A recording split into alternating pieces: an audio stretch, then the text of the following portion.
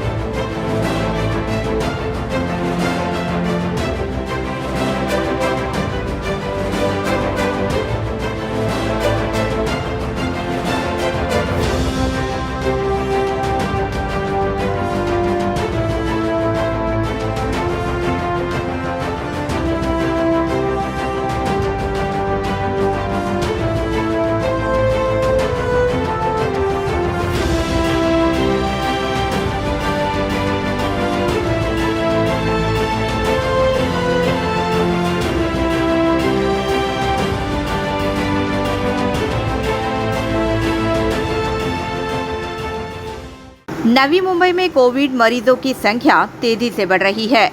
जहां कोविड के पहली लहर में नवी मुंबई में मरीजों की संख्या 500 से 600 तक सीमित थी, वहीं अब दूसरे लहर में ये संख्या प्रतिदिन 1500 के आसपास पहुंच रही है। इस कठिन स्थिति से निपटने के लिए पालिका द्वारा शहर में कौन सी उपाय योजनाएं की जा रही है, इसका जायजा लेने के लिए साथ ही सुझाव एवं सूचनाएं देने के उद्देश्य से पूर्व मंत्री एवं विधायक गणेश नाइक ने पालिका आयुक्त अभिजीत बांगर के साथ 30वीं बैठक की, जहां पर उनके साथ पूर्व विधायक संदीप नाइक, पूर्व महापौर सागर नाइक, पूर्व महापौर जयवंत सुतार, पूर्व महापौर सुधाकर सोनावने, भाजपा जिलाध्यक्ष रामचंद्र घरत, पूर्व सभागृह नेता रविंद्र इथापे, पूर्व विरोधी पक्ष नेता दशरथ भगत आदि मान्यवर उपस्थित थे। तो आइए जानते हैं इस बैठक में कौन से महत्वपूर्ण मुद्दों पर चर्चा संपन्न हुई। कोविड सेंटर, डॉक्टर्स, नर्सेस, वैद्यकीय कर्मचारी, ऑक्सीजन के साथ वेंटिलेटर की संख्या बढ़ाई जाए। नवी मुंबई में कोविड से बिगड़ते हालात को देखते हुए विधायक गणेश नाइक ने कहा कि कोई भी मरीज बेड की कमी, ऑक्सीजन, वेंटिलेटर की कमी के चलते अपनी जान ना गंवाए। इसलिए पालिका द्वारा शहर में कोविड सेंटर, डॉक्टर, नर्सेस, वैद्यकीय कर्मचारी, ऑक्सीजन के साथ ही वेंटिलेटर्स की संख्या भी शहर में बढ़ाई जाए। जगाच्या पाठीवर दुसरी लाट आलेली आहे। आपण आपल्या शहरामध्ये बऱ्याच प्रमाणामध्ये आपण कंट्रोल केलं, त्याला म्हणजे काहीतरी 39 फक्त काहीतरी फिगर होती, परंतु त्याला मी सुचवलं होतं की ह्या आपण जे कोविड सेंटर तयार केलेले आहेत, डॉक्टर्स, नर्सेस, वॉर्ड बॉय, ह्या यंत्रणा तशाच अपडेट करून ठेवा। मी उदाहरण असं दिलं की फायर ब्रिगेडची यंत्रणा आपण मशिनरी लाखो रुपयाच्या खरेदी करतो, 5 वर्षामध्ये आग लागतच नाही आणि ती मग भंगारमध्ये विकावी लागते किंवा ती म्हणजे पडून राहते। याचा अर्थ फायर ब्रिगेडच्या मशिनरी खरेदी करू नये असं कोणी म्हणणार नाही, ही गरजेचं आहे। आणि म्हणून माननीय आयुक्त महोदयांना मी सांगितले की आता पूर्वीचे कोविड सेंटर, खाजगी रुग्णालयामधील आपल्या असलेल्या रिझर्व्ह कॉट्स किंबहुना प्रमाण वाढलेलं आहे, म्हणून अन्य ठिकाणी सुद्धा कोविड सेंटरची निर्मिती करणं गरजेचं आहे। महापालिकेकडे जो फंड आहे त्याच्यातला मॅक्झिमम फंड हा आरोग्याकरता वापरला जावा। एकही पेशंट आपल्या शहरातला जगावता कामा नये। त्याला सर्वसाधारणपणे कॉट्स, ऑक्सिजनच्या कॉट्स, व्हेंटिलेटरच्या कॉट्स या कमी पडता कामा नये आणि याकरता जितक्या खर्च करा तेवढा करा। आरोग्य, शिक्षण, प्री मान्सून या 3 बाबीकडे लक्ष द्या। मरीजों के साथ लापरवाही बरतने वाले अस्पतालों पर की जाए कार्रवाई। विधायक गणेश नाइक ने इस बात पर भी आयुक्त का ध्यान खींचा कि कौन से अस्पतालों में कितने मरीज भर्ती है, उनमें से कितने मरीज ठीक होकर घर लौटे हैं एवं कौन से अस्पताल में कितने कोरोना मरीजों को जान गंवानी पड़ी है। इसकी जानकारी लेकर जिन अस्पतालों द्वारा लापरवाही बरती जा रही है उन्हें सबसे पहले नोटिस भेजे एवं अगर फिर भी हालात नहीं सुधरे तो उक्त अस्पताल पर कार्रवाई करे। काही हॉस्पिटलमध्ये मरण्याचं प्रमाण जास्त आहे। एकूण सगळ्या हॉस्पिटलमध्ये पेशंट किती दाखल झाले, किती सक्सेसफुली बाहेर निघाले, किती डेथ रेट झाला, तो का झाला याची माहिती घ्या। आणि त्यात जर रुग्णालयामध्ये जर का कमतरता असतील किंवा दुर्लक्षित करण्याची भावना तिथे असेल तर ती दुर्लक्ष करणाऱ्यांवर कारवाई पहिल्यांदा नोटीस दिली पाहिजे। सूचना दिल्यानंतर जर सुधारणा नाही झाली तर त्यांच्यावर सक्त कारवाई केली पाहिजे, अशा सूचना आम्ही दिलेल्या आहेत। कोरोना काल में नवी मुंबई के साथ राज्य सरकार द्वारा किया जा रहा सौतेला व्यवहार महापाप। विधायक गणेश नाइक ने ये भी कहा कि ठाणे जिला के अन्य महानगर पालिकाओं को उचित वैक्सीन की खुराक दी जा रही है, तो फिर नवी मुंबई को 40% कम वैक्सीन क्यों दी जा रही है। इससे पहले भी कोरोना उपाय योजना के लिए MMR क्षेत्र के लिए जो निधि आया था उसमें नवी मुंबई के साथ दूजा भाव किया गया था और अब वैक्सीन के लिए भी सौतेला व्यवहार जारी है। कोरोना काल में किया जा रहा ये सौतेला व्यवहार महापाप होने की बात करते हुए उन्होंने कहा कि केवल राजनीतिक प्रतिद्वंद के चलते गरीबों की जान के साथ खेला जा रहा है, तो ये काफी गंभीर बात है। माझं म्हणणं आहे की माननीय पंतप्रधान नरेंद्रजी मोदी यांची भूमिका आहे प्रत्येक घटकाला मिळालं पाहिजे. माननीय मुख्यमंत्र्यांनी 25 वर्ष सांगितलं, अतिशय चांगली बाब आहे. बाब अशी आहे की ठाणे जिल्ह्यातील कल्याण महानगरपालिका, ठाणे महानगरपालिकेला लोकसंख्येच्या अनुषंगानं जी लसीचा पुरवठा होतो तो 40% कमी प्रमाण नवी मुंबईला दिले गेलेलं आहे. ही फार भयान बाब आहे. माझं म्हणणं की तुमचा राज्य सरकारच्या फंडातल्या काही रकमा तुम्हाला सरा करता तुम्ही तिथं अन्याय केलेलाच आहे. परंतु कोरोनाच्या कालखंडामध्ये जी लस उपलब्ध केली जाते तिच्यामध्ये असा दुजाभाव करणं हे महापाप आहे. आणि म्हणून माझी राज्य शासनाला म्हणजे सूचना वजा विनंती आहे की तुम्ही अशा बाबतीमध्ये हा दुजाभाव करू नका. गोरगरिबांचे जीव तुमच्या जर का कुठे राजकीय हेतू करता जर जाणार असतील तर ही बाब गंभीर आहे. म्हणून माननीय आयुक्त महोदयांना मी सांगितलं, आम्ही पत्र दिले मुख्यमंत्र्यांना, उपमुख्यमंत्री, आरोग्यमंत्री, आरोग्य सचिव. परंतु तुम्ही सुद्धा तुमच्या पातळीवर ही अशा प्रकारची अन्यायाची बाब घडते. ठाण्याला जर 100 लोकांकरता जर तुम्ही 55% लोकांना देणार असाल तर नवी मुंबईमध्ये तो पण 55% मिळाला पाहिजे. कल्याणला पण असे दिला. आमचं असं म्हणणं नाही की त्या लोकांना देऊ नका, त्यांना दिलं पाहिजे. परंतु त्यांना देताना नवी मुंबईच्या लोकांना अन्याय करत असाल तर ती बाब दुरुस्त करा.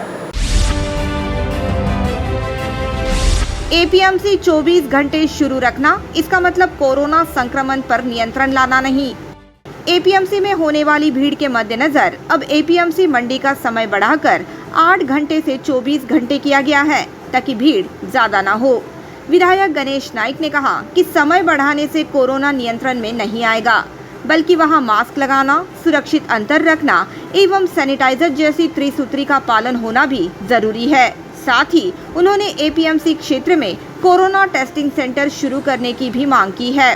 मागच्या वेळेला मीच त्या ठिकाणी सूचना दिल्यानंतर मग त्या ठिकाणी टेम्परेचर तपासलं गेलं, त्या ठिकाणी सॅनिटायझर दिलं गेलं, एकूणच सोशल डिस्टन्स मास्क वापरण्याची त्यांना सवय लावली गेली.